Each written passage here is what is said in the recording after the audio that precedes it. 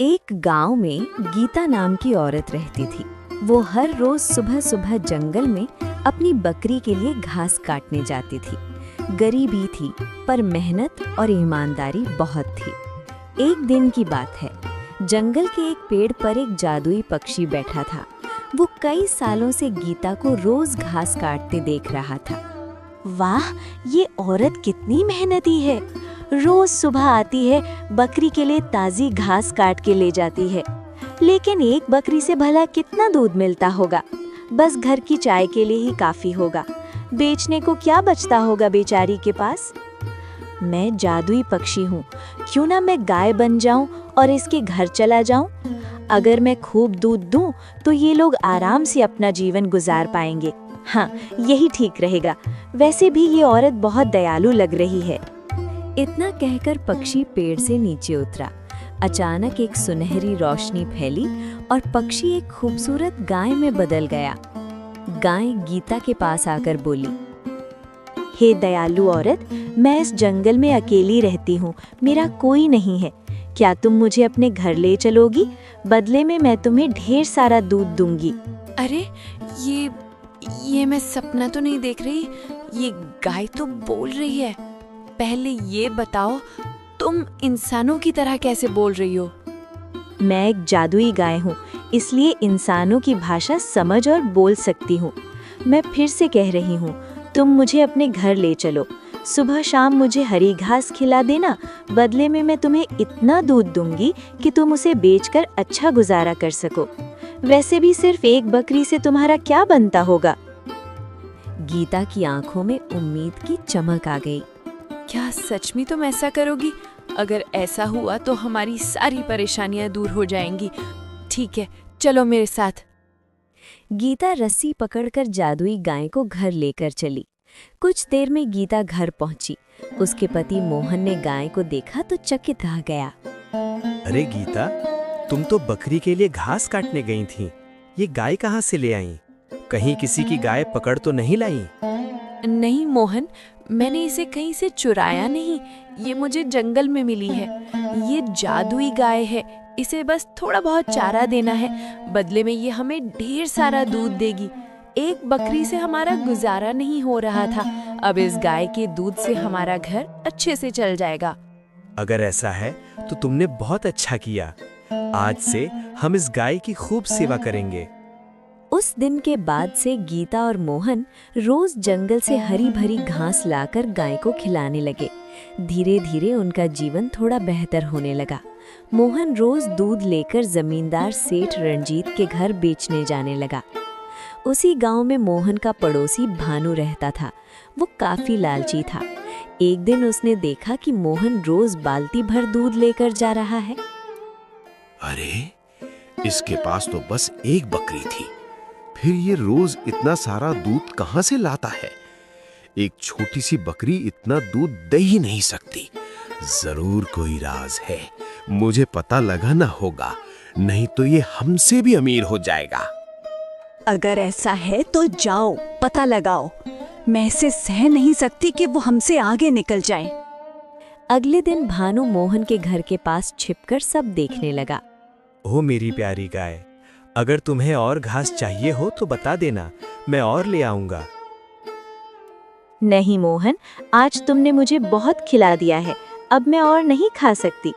आज मैं तुम्हें बहुत सारा दूध दूंगी। तुम जितनी बाल्टियां यहाँ रख दोगे, सुबह तक सब दूध से भर जाएंगी। नहीं, तुम्हें ज्यादा दूध देने की जरूरत नहीं। तुम पहले जितना देती थी उतना ही काफी है। ज्यादा लालच अच्छा नहीं होता। क्या तुम खुश हो मुझे घर लाकर? मुझे चारा देने में तुम्हें परेशानी तो नहीं होती? मेरे दूध से तुम्हें फायदा तो हो रहा है ना? बिल्कुल सुहानी, तुम्हारे दूध की वजह से ही तो हमें 2 वक्त की रोटी मिल रही है। झाड़ियों के पीछे छिपा भानु ये सब देख सुन रहा था। अच्छा, तो ये है राज, जादुई गाय। यही इसे बाल्टियों भर दूध देती है। कल जब मोहन इस गाय को जंगल ले जाएगा, वहीं मैं इसे मार दूंगा। फिर देखता हूँ मोहन कहाँ से दूध लाता है। सुबह गाय ने खुद मोहन को एक राज बताया। मोहन, मेरी बात ध्यान से सुनो।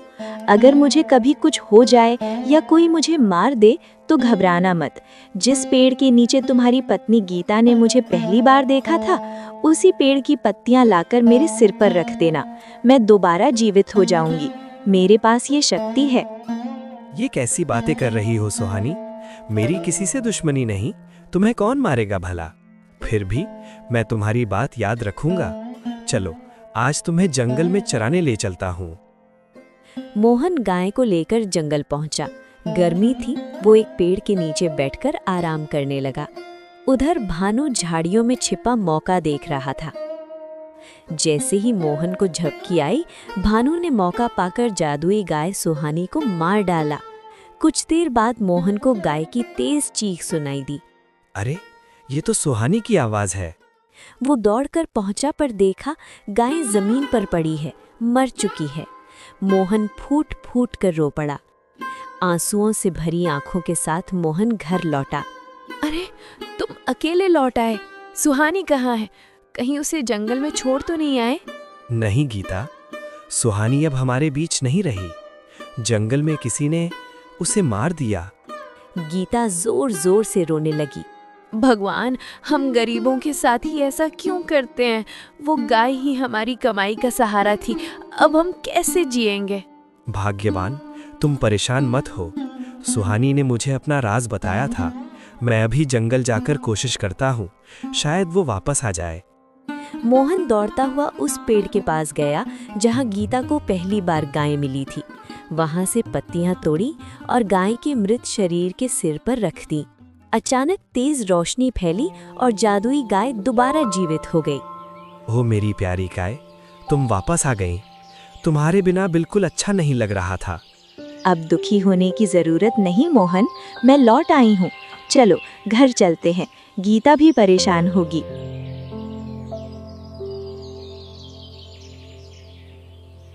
मोहन ने सारी बात गीता को बता दी। दोनों की आंखों में खुशी के आंसू थे। मेरी प्यारी गाय, तुम्हारे बिना हमने ठीक से खाना भी नहीं खाया। अब चिंता मत करो मालकिन, मैं आ गई हूँ। आज से मैं पहले से भी ज्यादा मजबूत हूँ। और हाँ, अब से तुम सब मुझे प्यार से गौरी कहकर बुलाना। ठीक है गौरी। लेकिन घर में खाने को कुछ नहीं बचा, पैसे भी नहीं है। अब क्या करें? मोहन, तुम बस अंदर से एक बाल्टी लेकर आओ। पैसों की चिंता मुझे करने दो। मोहन बाल्टी ले आया। उसने बाल्टी गौरी के पास रख दी। गौरी, लेकिन तुम्हें ज्यादा दूध देने की जरूरत नहीं। पहले जितना देती थी उतना ही बहुत है। अचानक एक जादुई रोशनी के साथ बाल्टी गाढ़े दूध से भर गई। उधर दूर खड़ा भानु ये सब देख रहा था। ये कैसे हो सकता है?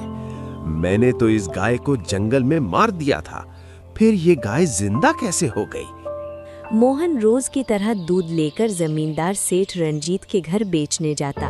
रास्ते में जंगल के किनारे एक झोपड़ी के सामने उसने एक बूढ़ी अम्मा को रोते देखा। क्या हुआ अम्मा, आप क्यों रो रही हैं? बेटा, मैं 2 दिन से भूखी हूँ। 3 बेटे और बहुएं हैं, लेकिन सब मुझे छोड़कर चले गए। कोई मेरा हाल भी नहीं पूछता। अम्मा, मेरे पास दूध है, आप ये दूध पी लीजिए, थोड़ी भूख तो कम होगी आपकी। मोहन ने बिना सोचे अपना दूध बूढ़ी अम्मा को दे दिया। बाकी बचे दूध सेठ रंजीत के घर बेचकर लौट आया। दिन बीतने लगे। अब मोहन जब भी किसी गरीब या मजबूर को देखता, उसकी मदद कर देता। गांव में उसकी ईमानदारी और नेकी के किस्से फैलने लगे। धीरे धीरे पूरे गांव में ये बात फैल गई कि मोहन के पास जादुई गाय गौरी है जो जादू से बाल्टी भर दूध देती है। ये खबर सेठ रंजीत के पास भी पहुंची। मुझे वो गाय देखनी है। इतना दूध देने वाली गाय मेरे पास हो तो कितना फायदा होगा। तभी सेठ रंजीत मोहन के घर पहुंचा। मोहन, सुना है तुम्हारी गाय का दूध बहुत अच्छा है। क्या मैं तुम्हारी गाय देख सकता हूँ? जरूर सेठ जी, आइए। सेठ जी, ये है मेरी जादुई गाय गौरी। मुझे यकीन नहीं होता। क्या तुम अभी मेरे सामने इससे दूध मंगा सकते हो? क्यों नहीं सेठ जी। हे जादुई गाय गौरी, सेठ जी को तुम्हारी शक्ति देखनी है। कृपया इस बाल्टी को दूध से भर दो। तभी तुरंत एक तेज सुनहरी रोशनी फैली और बाल्टी दूध से भर गई। मोहन, तुम मुझे ये गाय दे दो, मैं तुम्हें इसके बदले बहुत सारा धन दूंगा। नहीं सेठ जी, ये गाय आप नहीं ले सकते। आप इसका गलत इस्तेमाल करेंगे। ये गाय सिर्फ ईमानदार और नेक लोगों के लिए है। देखता हूँ मुझे कौन रोकता है। ये कहकर सेठ रंजीत ने गाय की रस्सी खोलने की कोशिश की। जैसे ही उसने रस्सी पकड़ी, उसके हाथ भयंकर जलने लगे। आह, मेरे हाथ जल रहे हैं। मोहन, बचाओ। मोहन हैरान था। तभी गौरी खुद बोल उठी। मोहन, चिंता मत करो। ये दुष्ट जमींदार वर्षों से गरीबों को सताता आया है, उनकी जमीनें छीनता रहा है। आज इसे इसकी करतूतों की सजा मिल रही है। मुझे माफ कर दो। आज के बाद मैं किसी गरीब को नहीं सताऊंगा। मुझे तुम्हारी गाय नहीं चाहिए, बस मेरे हाथ ठीक कर दो। देखिए सेठ जी, मैं गौरी के दूध से जो कमाता हूँ उसका ज्यादातर हिस्सा तो गरीबों की मदद में लगा देता हूँ, और आप गरीबों की फसल और जमीन जबरदस्ती छीन लेते हैं। इसलिए ये गाय आपके लिए नहीं है। मुझे अपनी गलती पर पछतावा है। मैं सबकी जमीन और धन वापस कर दूंगा, बस मुझे माफ कर दो। मुझे नहीं, उन गरीबों से माफी मांगिए जिनका आपने हक छीना है। उनकी जमीन लौटाइए। सेठ रंजीत सचमुच पिघल गया। उसने तय किया कि वो सबकी जमीन पैसा वापस करेगा और जरूरतमंदों की मदद भी करेगा। कुछ समय बाद मोहन ने गौरी के सिर पर हाथ फेरते हुए कहा, गौरी, अब हमारे पास इतना धन हो गया है कि हम ईमानदारी से छोटा मोटा व्यापार करके अपनी बाकी जिंदगी गुजार सकते हैं। तुमने हमें जितना दिया उसके लिए हम हमेशा आभारी रहेंगे। अब तुम किसी और गरीब, ईमानदार और मजबूर इंसान की मदद करने जाओ। तुम बहुत अच्छी हो। जहां भी जाओ लोगों को खुशियां देना। मोहन, गीता, तुम दोनों ने मुझे अपने परिवार की तरह रखा। मैं हमेशा तुम्हारी नेकी याद रखूंगी। अब मुझे चलना होगा। इतना कहकर जादुई गाय गौरी तेज रोशनी में चमकी और दूर किसी दूसरे जरूरतमंद की तलाश में निकल पड़ी। उधर जमींदार सेठ रंजीत ने सचमुच गांव वालों की जमीन और पैसा लौटा दिया, गरीबों की मदद करने लगा। उस दिन के बाद से गांव में हर तरफ खुशियां ही खुशियां फैल गईं। अगर आपको ये कहानी अच्छी लगी हो तो इसे लाइक और शेयर ज़रूर करें, और ऐसी ही मज़ेदार और दिलचस्प कार्टून कहानियाँ देखने के लिए हमारे चैनल को सब्सक्राइब करें। धन्यवाद।